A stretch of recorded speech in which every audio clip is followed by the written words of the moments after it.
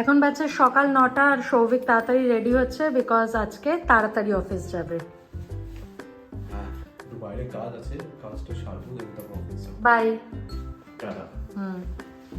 সাবধানে যাবি। হ্যাঁ রে বাবা। চল, রেনকোট নিয়ে নিয়েছিস তো?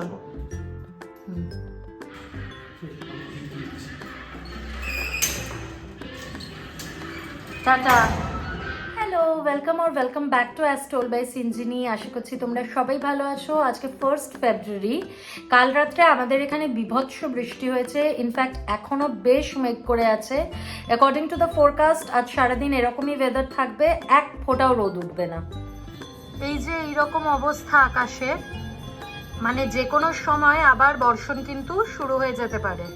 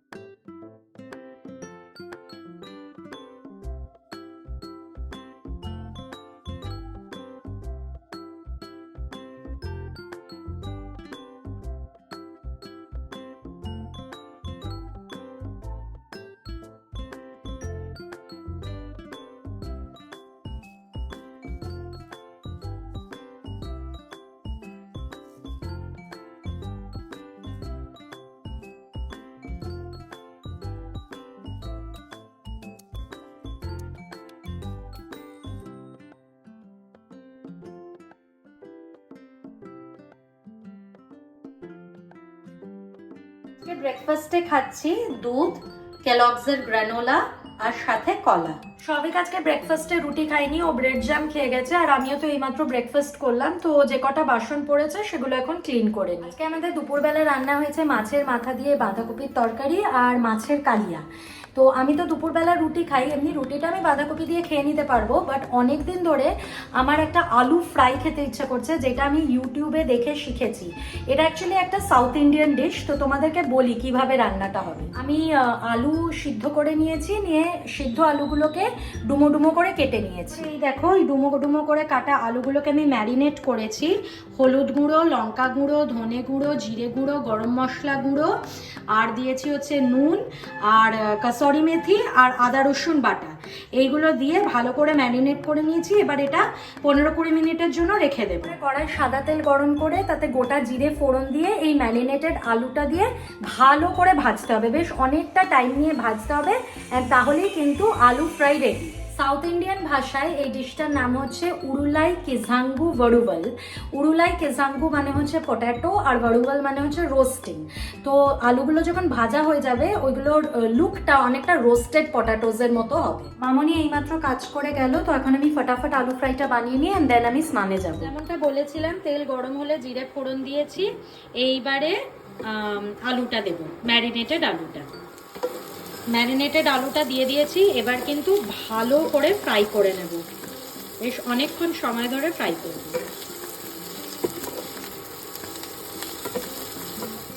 এই যে আমাদের আলু ফ্রাই একদম রেডি। এটা বেশ ভালো হয়েছে খেতে, আমি একটু টেস্ট করে দেখলাম, রুটি পরোটার সাথে দারুণ যাবে। আর আমি অল্প একটু চাট মশলাও দিয়ে দিয়েছিলাম যখন ফ্রাই করছিলাম, তাতে কি আরও বেশি ডিশটা চটপটা হয়ে গেছে। এখন বাচ্চা 1:10 আর আমার স্নান করে ঠাকুর দেওয়া হয়ে গেছে।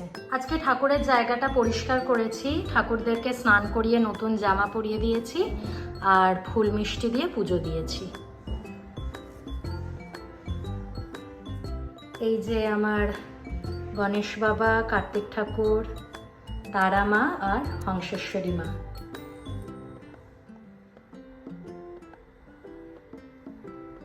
এইমাত্র লাঞ্চ করে এলাম, আর পটেটো ফ্রাইটা কিন্তু খেতে খুবই ভালো হয়েছিল, তোমরা অবশ্যই ট্রাই করে দেখতে পারো। মাম্মামেরও দারুণ লেগেছে, সৌভিকের জন্য অল্প একটু রেখে দিয়েছি, ও রাতে বাড়ি এসে খাবে। এখন বাজে 6:30 আর আমি কিছুক্ষণ আগেই সন্ধে দিলাম। আজকে খুব সিঙ্গাড়া দিয়ে মুড়ি খেতে ইচ্ছা করছে, সেই জন্য গাঙ্গুরামস থেকে সিঙ্গাড়া আনিয়েছি। আর সৌভিকের জন্য পরে অল্প একটু পাস্তা বানাবো, অফিস থেকে এসে খাবে। এখানে অল্প একটু পেঁয়াজ আর কাঁচা লঙ্কা কুচিয়ে নিয়েছি। মুড়িটাকে সিঙ্গাড়া, পেঁয়াজ কুচি, কাঁচা লঙ্কা কুচি, ঝুড়ি ভাজা অ্যান্ড অফকোর্স ভেলপুরি চাটনি দিয়ে ভালো করে মাখবো। এই যে সিঙ্গাড়া দিয়ে মুড়ি মেখে নিয়েছি, এবার এটা খাবো। গাঙ্গুরামের সিঙ্গাড়াটা কিন্তু দারুণ টেস্টি খেতে, আর অনেকদিন পর সিঙ্গাড়া দিয়ে মুড়ি মেখে খেলাম, ইনফ্যাক্ট অনেকদিন পর সিঙ্গাড়াই খেলাম, তো খুব ভালো লাগছে। বাচ্চা 8টার আমি মায়ের সাথে কথা বলছিলাম, তো হঠাৎ দেখি বেল বাজলো, তো আমি দরজাটা খুলে দেখি সৌভিক চলে এসছে আজকে তাড়াতাড়ি। একদমই সারপ্রাইজ, বিকজ আমি জাস্ট পাস্তাটা বানাতে যাব, মানে বানাইনি এখনো, তো জেনারেলি ওর আস্তে আস্তে 8:45 হয়ে যায়। তো যাই হোক, ও বলো পাস্তা খাবে না, একটু বেরোবে, বলো চল একটু বাইক রাইডে যাই, আর টুকটাক কিছু জিনিসও কেনার আছে সেগুলোও কিনে আনি। তো এখন রেডি হব, চল।